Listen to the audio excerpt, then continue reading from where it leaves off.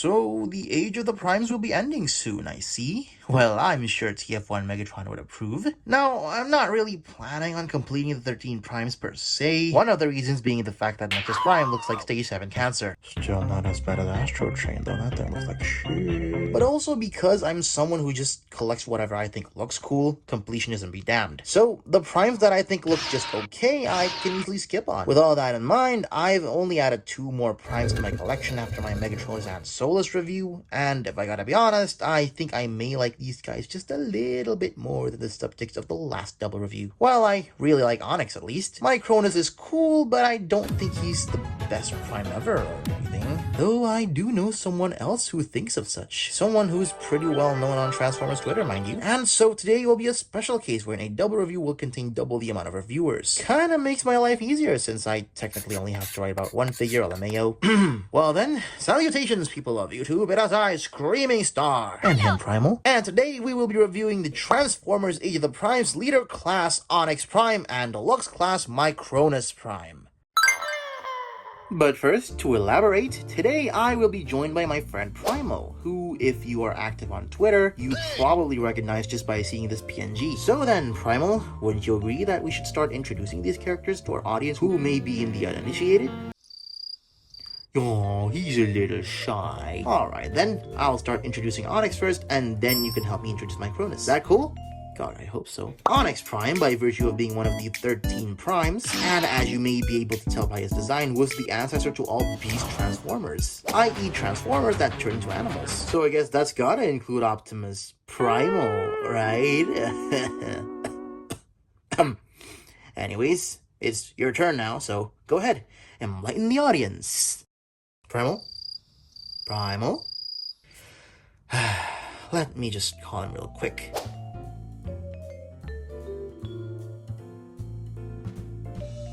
Alright, so Primal, who is Micronus Prime?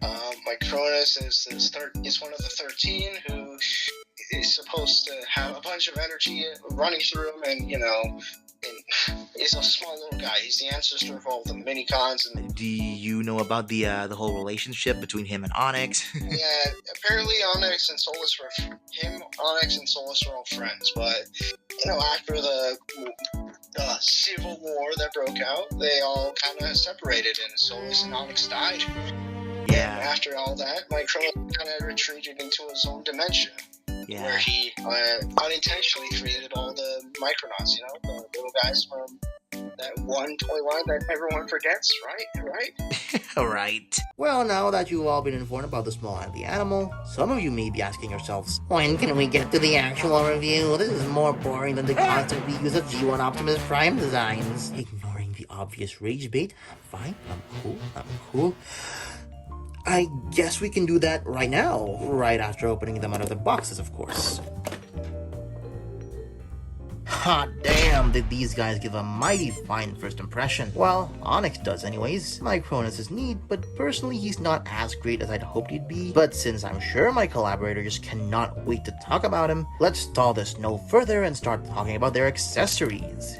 Well, accessories for Onyx and accessory for Micronus. Depends on whether or not you count the core robot mode as accessory, I suppose. Oh well, we'll talk about it in a moment. Onyx comes with this spear and the thing he decides to wear to get his rocks on. Please explain to me what a butt plug is. It's just a stale. This spear slash javelin slash arrowhead, yes, we'll get to that in a bit, looks great on one side, and so returns the ever-prevalent Hasbro cutting method of only painting one side of a toy. It ain't the biggest deal in the world, but it is noticeable, hence why I figured I'd point it out. Despite that, this thing still looks pretty cool. Also, does this weapon have a name? Like how Megatronus has the Recon Blaster and Solus has the Forge? I'm actually curious, leave a comment if any of you know. This thing came in 2 pieces, by the way, but that's not necessary for you to plug it into his hands. With the spear in his hand, he just exudes a commanding presence, somehow looking feral yet regal at the same time. It's a great accessory. The fun doesn't stop there though, as this butt plug can be split open to form a frickin' bow. Attach the spear slash arrowhead onto this peg here, tap the bow itself into his hands, preferably the right one, position his arms appropriately, and now you get what I consider to be one of the coolest Transformers weapons in mainline. I mean, how often do we get to see Transformers using bows? At least ones that don't require a crowdfunding campaign to obtain. But if you somehow don't want to use these badass sick-ass weapons, you weirdo. It's okay, I don't judge. You can fold the bow back in and plug it into his butt, so he can cosplay as your favorite horse girl. For Onyx, my bet's on Marzensky. And the spear can be plugged into these tabs on his wings. Whilst there aren't many accessories that came with Onyx, the quality of these accessories is undeniable. Awesome aesthetics combined with a variety of display options equates to hours of fun.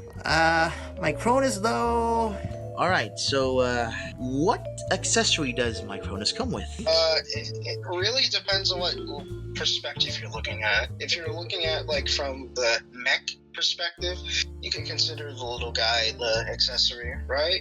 You know, if you really consider the small guy the main course, then you could consider the mech the whole thing. Like, it really just depends on perspective, you know? Would you consider, like, the little guy the accessory or the big guy? Like, for me, I think the accessory is, of course, the little one. Even though he's the character, he's... Oh, yeah, also should remember the Chimera Stone. That's really it, though. The Chimera Stone is... I don't even know what the Chimera Stone is, actually. I didn't even know it was called the Chimera Stone. I forgot. It's just a little thing that goes on his chest. Like, boop, it's like his little belly button. Come on. little button. Little belly button that you can also attach to the small robot's back, right? Yeah, I don't think you would though, because it's made of all clear plastic, which is an issue I'd love to illustrate. Oh boy! Little Micronus is entirely made out of clear plastic. His legs, arms, and head are all made of clear plastic, which is unfortunate. This means he is very vulnerable to breakage, and he has already cracked on me. At least he's not yellowing like my Kingdom Eject. Do you have a Kingdom Eject? No, I don't. I don't have a blaster. Considering what happened to my blaster, you don't want a Kingdom Blaster. Now, of course, accessories aren't the end-all be-all of the figure. So, how did the robot modes fare? I'd say it's really good for both figures, but since Primal likes Micronus more than I do, I'll let him take over the talking when we eventually cross that minicon bridge. For now, let me discuss why I love Onyx so damn much, which is to say, I love everything about him. Well, almost everything. His color scheme is perhaps just a little too plain for my tastes. I've heard some people say that he should have been blue, perhaps sort of like his TF1 design, which is a thought that I actually would like to see come into fruition one day. Alas though, in this stock poo bronze plastic, he's fine. I by no means think he looks as boring as some people say, cause despite the color scheme, the sculpt work here is just immaculate. His details, reminiscent of his descendants, consist of a mix between mechanical and organic rebels. I'd say in this case it's an 80-20 split, with most of him looking robotic in design, but also displaying touches of animalistic details that really give off the feeling of first Beast Transformer, which you can also clearly deduce by looking at his head. It's a fairly nice head sculpt, but the face perhaps looks just a little generic compared to his brethren. Exudes a boring white male energy, as I saw someone on Twitter say. Beyond that though, the rest of him looks unequivocally amazing. Even from further away, his silhouette already looks awesome, with his lanky but mighty digitigrade legs, balanced with a heavy top section that gives off an overall authoritarian feel. But then you get a little closer and you notice those hints of bestial details, like several patches of fur, his hooves, and even some vein sculpts. But me, they spared no expense on the sculpt work here. As a design, it's awesome, and as a figure, it's even better just by virtue of these details actually existing in a physical space. Speaking of physical things, boy does he feel so much better than Megatronus. Not perfect, as his outward hip movements might be a bit loose out of the box, but fortunately, since they are on screws, fixing them is not an issue in the slightest. Also, I heard that some copies have elbows that pop off, in which case, I'm really sorry for you. The QC Gremlin really does suck, and Hasbro should really be better at keeping them at bay. Fortunately, my copy is fine though, so I'm not going to add that potential issue to my admittedly small list of complaints. Speaking of complaints, his back looks pretty alright, honestly. It is not pleasant looking by any stretch, but I'm never one to be bothered by backpackable as long as it gives way to an overall better and more fun product, which in this case, it does. Also helps that it's solid and stays in place, unlike when it's in another mode that we'll get into right now.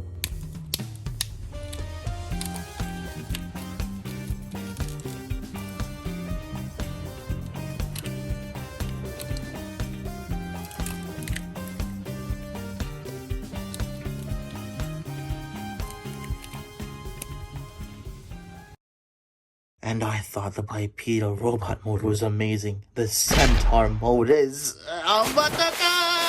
It's like they took an already fantastic two-legged beast-inspired robot and said, fuck it, let's have the beast meter up to 11. The added legs both look great, and now that the wings are fully and majestically spread out, you can see that he even has some bat-like membrane sculpts on the back of his wings. This thing, it's just so cool, man. It's so good that I don't even care that I'm missing his front skirt piece. It was there out of the box, but I lost it. Be dum-dum. Like I said, the backpack isn't as solid now, but it really doesn't matter during average play. It never gets in my way anyways. Legitimately, I could talk about him for hours, just elaborating tirelessly about how much I love this design and how much I appreciate the options for his leg configuration. But remember still, I'm not just reviewing Onyx today, and thus we shall now move on to the tiniest of the primes. Guess I should give a little bit of my opinion on him first, eh? He's pretty cool. I like that you pretty much get two figures in one package here, and the Apex armor functionality is neat, but no use in talking about opinions from someone who barely has any about him. Thus, let's hear it from someone who genuinely is a fan of him. We're on the third question now. What do you think about that, the robot mode? Whichever one do you think is the actual robot mode? It's cool that they referenced the Apex armor from Transformers Prime, and like, it's not connected to Micronus at all as far as I'm concerned, but it's a cool reference no matter what. And like the little guy being inspired by RAD is not the most adequate reference. It's still cool. I mean, like, there's not much to really go off of at this point. It's just a robot design and that's it. It's basically their way of coping with core class being gone now, so they have to resort to this method. I know. I'm not like devaluing the scale. I just think like it's a decent robot design. This comes from a show no one really likes. I mean, No, I don't like RID-20. You mean RID-15, right? Yes. Don't confuse it with 2001. That is fun. I love RID-2001. I love it so much. I'm a big mech. It's a cool reference to the Apex armor, and it's definitely giving me a Mech-Man vibes from like that one video game. What's it called again? Oh, yeah, Dispatch. Dispatch. Mech Man from I Dispatch. have not played Dispatch my life, but both designs are very similar. Like, uncannily similar. I know. Uncannily similar. It kind of fits Micronus though, because like he's a mech. It doesn't feel very alive. The visor, the very uncharacteristic face, definitely fits with the whole mech theme. Hear me out. This is him after the breakup with Onyx and Solus. Yeah, I totally agree. That makes sense. That makes sense. Anything else you want to add for the robot mode design? Any particular detail you want to robot mode, the Chimera Stone being his belly button is really fun. Okay, that's all I'll say.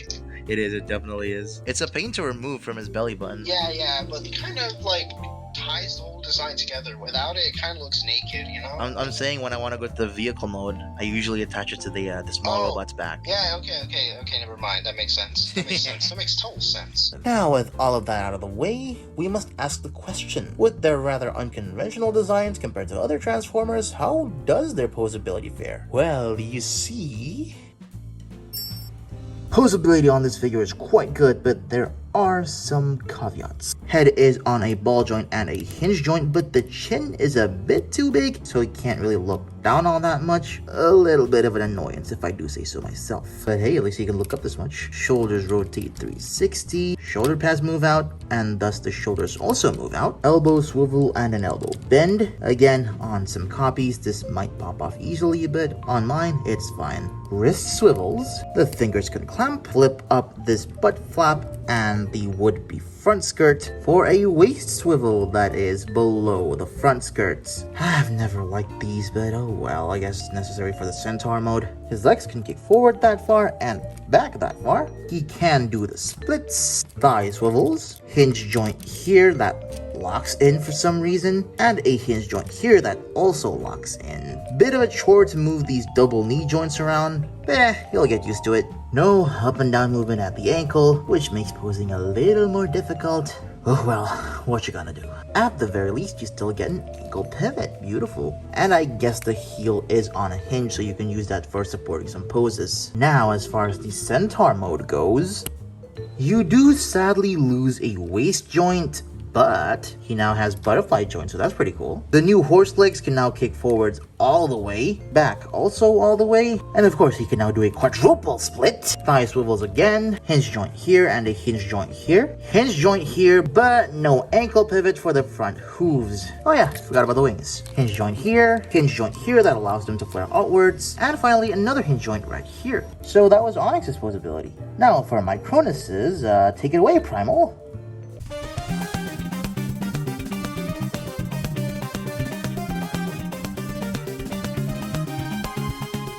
Well, what else shall we do other than to get them to strike some poses?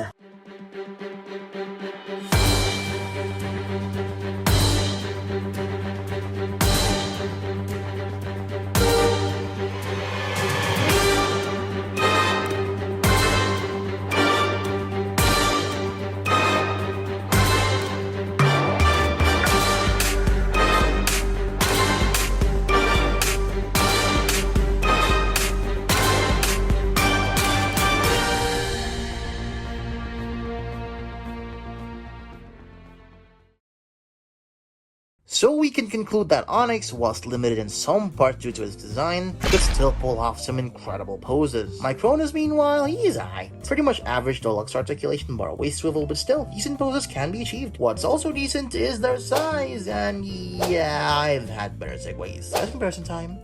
Here's Onyx Prime and a Micronus Prime next to another huge winged beast, the Legacy United Tigerhawk, the only minicon in my collection, the Legacy Evolution Jolt. Comparing them to a regular 6-inch scale figure, we have the Marvel Legends Mr. Knight, and finally, the subjects of my last double review, Deluxe Class Solus Prime and Leader Class Megatronus the Fallen. What a couple of great and solidly built robot modes, you know, unlike the last pair of Primes I did a review on. Also, please don't get the wrong idea here, I really do like Micronus, or else I wouldn't have put him in the honorable mentions list for my best of 2025 video. It really is just that I don't have much to say about him, unlike my collaborator does, hence why I brought him along in the first place. Right then, now let's get into the part where both of these guys fall a little bit short.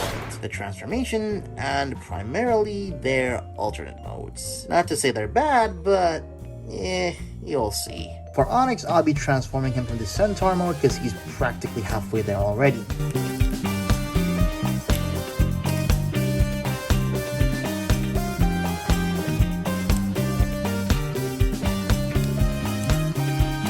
And now for Micronus' transformation. Take it away, Primal!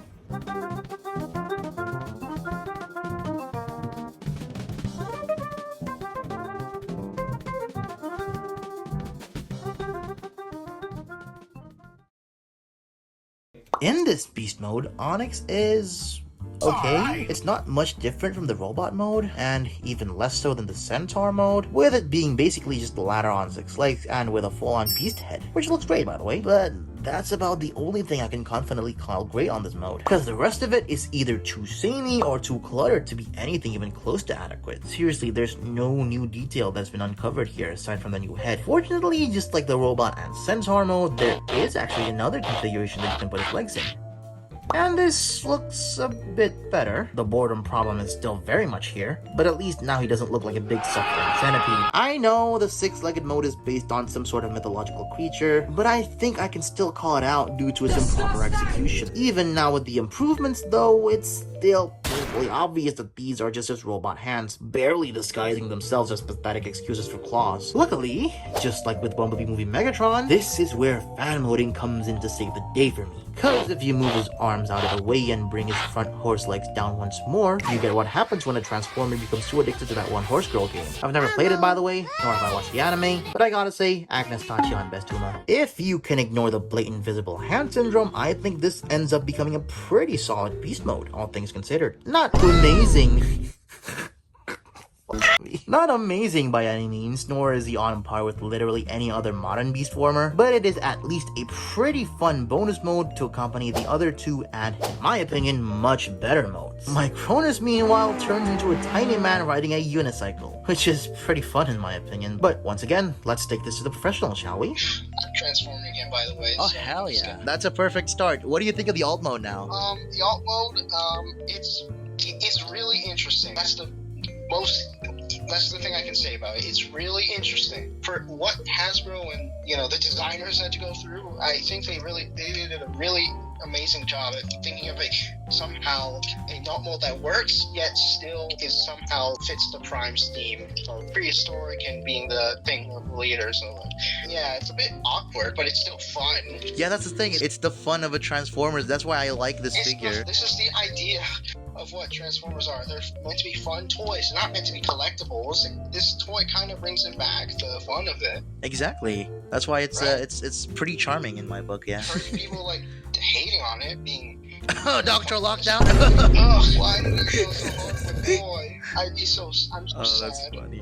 I'm so sad. That's not his only alt mode though, because he is a weaponizer. Well, not his only. Yeah, you mentioned that. He has a variety of just fan modes you can just come up with. Like, insert the pictures here. Like when I'm talking, Insert the pictures. Like, he doesn't amalgam his prime, but he can definitely do a lot. Like become a drone of sorts. Like I might come up with a photo in a minute, get turned into a mech, like a literal mech, not like the actual mech in robot mode, but like a literal anime style mech. Dude, you haven't seen the Armada Prime Surfs Up mode with Micronus. I'll show it to you later, but it's Armada Prime on a surfboard, and the surfboard is Micronus's body. Dude, that's like monkey. It's like Yeah, it's like Primal. Transmetal's Primal. And wowee, that was a longer than usual alt mode segment. Whilst these alt modes are a noticeable downgrade from their robot modes, I still don't think they brought these figures down in any way. But before me and Primal get to our final verdict, let us go through these size comparisons first. And here they are next to Tigerhawk, Jolt, Mr. Knight, and finally, Solus Prime and Megatronus Prime.